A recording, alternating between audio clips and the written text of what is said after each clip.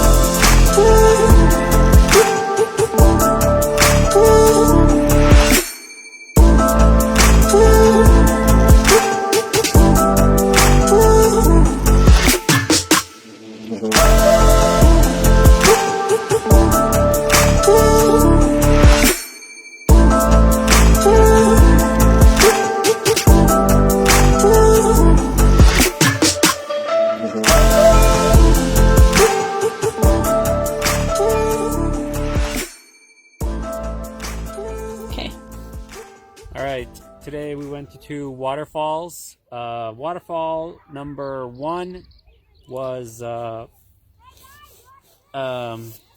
Lazy Face Waterfall. This waterfall is for all you lazy bastards. Lazy Face Waterfall. Waterfall number 2 was Brideville Falls.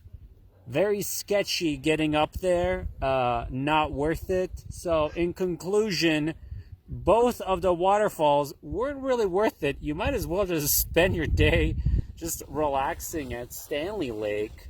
And Sorry, there's an ant on me. Oh, you might as well just spend your day relaxing, chilling, like Sasha here.